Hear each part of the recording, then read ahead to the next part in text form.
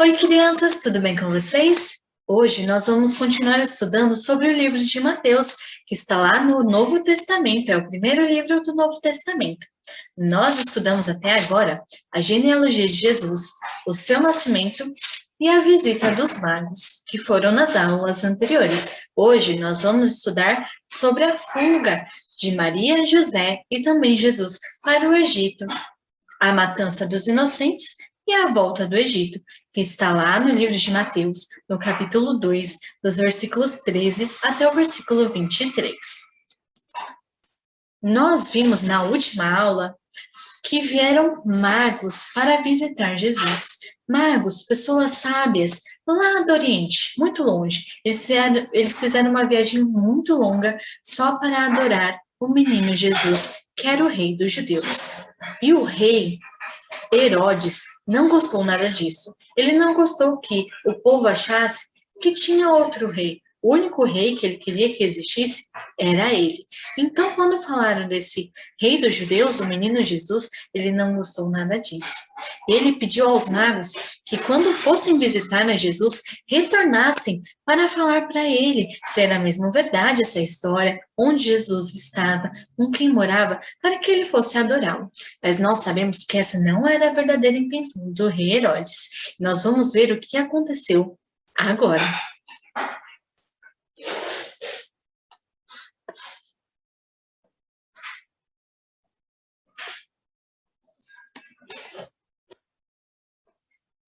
Prontinho. Quando os magos visitaram a Jesus, nós continuamos lendo no capítulo 2, no versículo 13, o seguinte: tendo eles partido, quem que partiu mesmo? Os magos. Eles foram visitar a Jesus, e tendo eles partido, eis que apareceu um anjo do Senhor a José, em sonho, e disse: dispõe-te, toma o menino e sua mãe, foge para o Egito, e permanece lá até que eu te visite, que eu te avise, porque Herodes há de procurar o menino para o matar. Então, José, dispondo-se, tomou de noite o menino e sua mãe e partiu para o Egito. E lá ficou até a morte de Herodes, para que se cumprisse o que fora dito pelo Senhor por intermédio do profeta: do Egito chamei o meu filho. E o que será que Herodes ficou fazendo esse tempo, hein?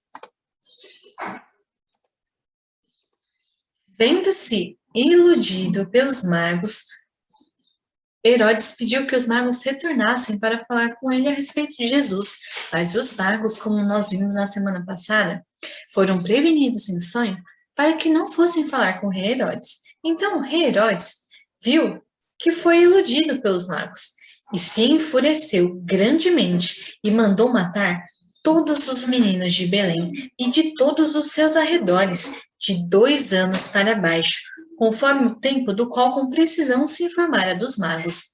Então, aquela imagem que nós vemos do presépio, onde os magos estão junto de Maria, José e Jesus recém-nascido com os pastores, não foi bem assim que aconteceu.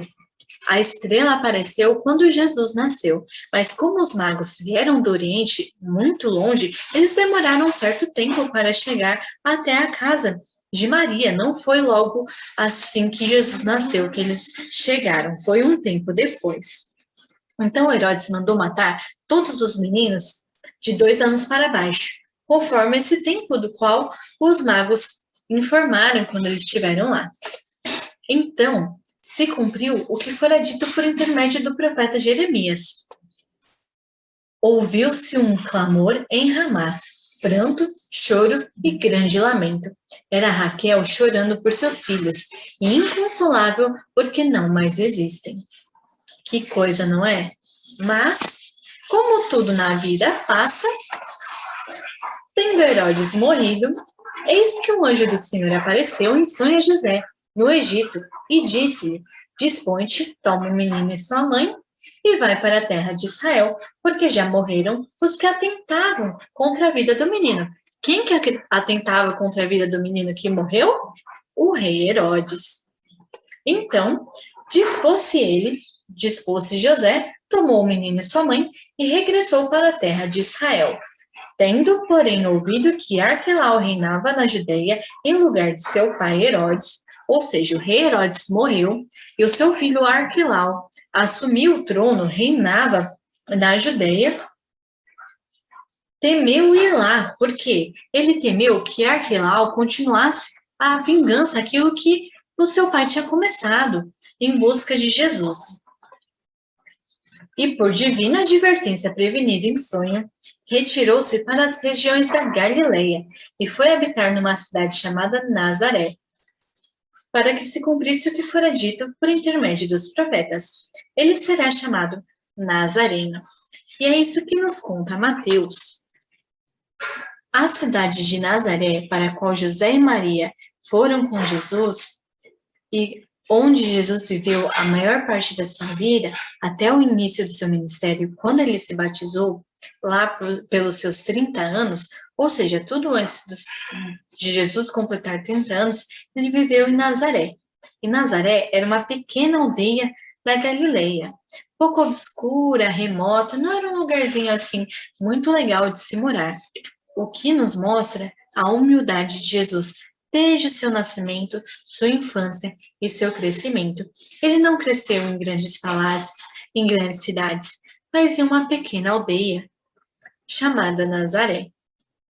Ele não era apegado com as coisas deste mundo, com riquezas, com títulos, com tudo aquilo que os homens se preocupavam, com berço de ouro. Ele era apegado às coisas lá do céu. Todos os homens, eles nascem e morrem, né? A gente sabe disso. Tem um tempo determinado para todas as coisas e chega uma hora que elas passam. Herodes teve o seu reinado, mas um dia ele morreu. Um dia o reinado dele acabou. Mas o reinado de Deus, de Jesus, nunca passará. Ele nunca terá fim, assim como a sua palavra e aquilo que ele prometeu. Deus não é como nós, que um dia estamos aqui e no outro não estamos mais. Ele nunca passa, ele é eterno. Nós vemos em toda essa história que eu contei para vocês a providência de Deus. Deus guiou todas as coisas da história de Jesus, o seu nascimento, a visita dos magos, a sua família, sua genealogia, da onde ele nasceu.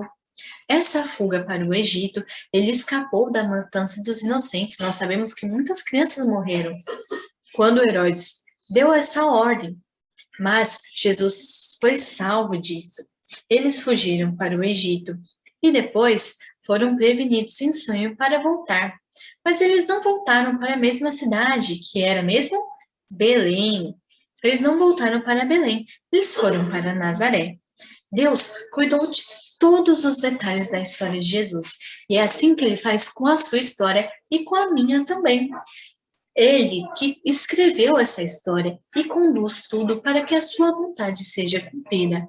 A sua vontade era que Jesus não morresse nessa matança como outras crianças, mas que ele fosse salvo. E ele arquitetou tudo para que isso acontecesse.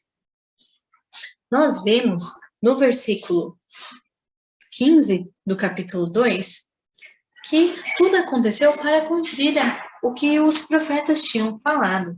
Do Egito chamei o meu filho. Nós lembramos que o povo de Israel passou 400 anos na escravidão lá do Egito.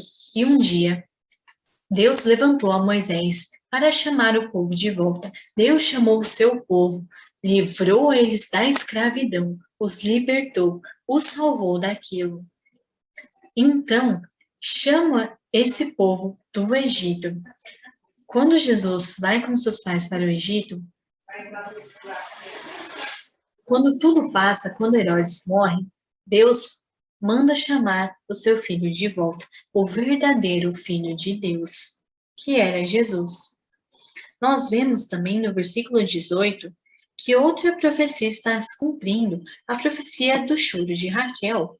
Ouviu-se um clamor em Ramá, pranto, choro e grande lamento.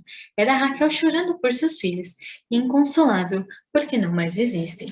Assim como o filho de Raquel, José, foi vendido por seus irmãos como escravo, Jesus mais para frente seria entregue aos judeus, aos fariseus, pelo preço de um escravo. Ele foi vendido pelo preço de um escravo. E Jacó, o pai de José, chorou por muitos anos, achando que o seu filho tinha morrido. E Jesus passou 3 dias morto e depois ressuscitou. Benjamim, o outro filho de Raquel, foi usado como moeda de troca. José, que era o governador do Egito, só daria abrigo, só daria mantimento à família de Jacó, a seus irmãos, se Benjamim fosse e ficasse lá no palácio com ele. Ele foi utilizado de moeda de troca, assim como Jesus, que por algumas moedas foi entregue aos fariseus. Quando o povo de Israel foi para o exílio, o povo da Babilônia chegou e levou eles cativos. A cidade de Ramá, que nós vemos aqui no versículo 18, foi utilizada como um cativeiro para esses prisioneiros, que era o povo de Israel. E lá, nesse exílio, o pessoal ficou muito triste, porque eles não podiam adorar ao seu próprio Deus, não podiam ficar nas suas cidades, não podiam ficar nas suas casas, nos seus trabalhos. Eles foram feitos de escravos, foram exilados. Mas, lá no livro de Jeremias, onde está esse trecho do choro de Raquel, continua dizendo que o povo não choraria mais, mas que Deus o chamaria de volta, o salvaria. E aquele pranto, aquele choro, se transformaria em alegria. Nós vemos aqui que muitas mães choraram pela perda dos seus filhos, mas esse choro se transformaria em alegria depois, porque o verdadeiro Filho de Deus, aquele que salvaria o povo dos seus pecados, Jesus, foi salvo daquilo. Então, o que nós vemos aqui? Nós vemos a humildade de Jesus em toda a sua vida, que não devemos nos apegar ao que achamos mais importante nessa terra, mas sim nas coisas lá do céu. Devemos querer um lugarzinho lá no céu e não aqui nessa terra.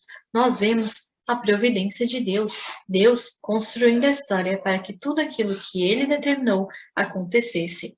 E nós vemos que Jesus era realmente o Filho de Deus, aquele que Deus prometeu lá no Antigo Testamento, aquele qual os profetas falaram, e que todas as profecias, tudo aquilo que foi dito a respeito do Salvador do mundo, do Messias que viria, foi cumprido na vida de Jesus e também em sua morte e ressurreição. O que nós temos feito da nossa vida? Será que nós acreditamos que todas as coisas foram escritas por Deus? Será que nós descansamos naquilo que Deus vai fazer? Ou queremos que a nossa vontade seja feita? Será que somos humildes como Jesus foi em toda a sua vida, morando numa cidade humilde, nascendo em uma manjedoura onde os animais comiam? Ou nós queremos as coisas dessa terra, queremos posição, queremos estar à frente de tudo, queremos dinheiro, queremos brinquedos, queremos sempre mais? Jesus viveu com o mínimo. A Bíblia diz que só uma túnica era de Jesus. Ele não tinha mais nada. E nós aí queremos bolsas, queremos sapatos, queremos brinquedos, queremos tiaras, queremos tudo, né? Queremos videogames, carrinhos. E o nosso Senhor Jesus, nosso maior exemplo, viveu com o mínimo. Foi uma pessoa humilde. Nós estamos nessa terra.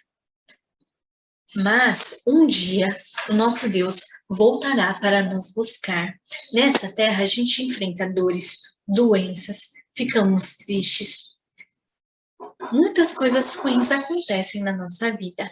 E nós choramos, ficamos tristes, mas um dia esse choro se transformará em alegria, porque o nosso Deus nos chamará, nos salvará e nos dará a vida eterna, onde isso não vai existir mais, onde moraremos com o nosso Deus, aprenderemos sobre Ele, estaremos com Ele para toda a eternidade. Vamos morrer, sim, nessa terra, mas o nosso Deus é aquele que nunca passará e que vive eternamente. Vamos orar? Senhor nosso Deus, muito obrigada, Pai, por mais um dia de vida. Obrigada pelo teu cuidado, Deus. Obrigada porque o Senhor conduz todas as coisas. Que possamos aprender a descansar na tua vontade. Que possamos, ó Pai, nos lembrar que um dia o Senhor nos chamará de volta, como filhos teus, ó Deus.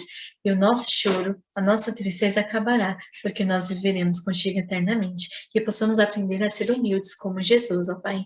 Em nome do Senhor Jesus, amém. Até a próxima, crianças. Tchau!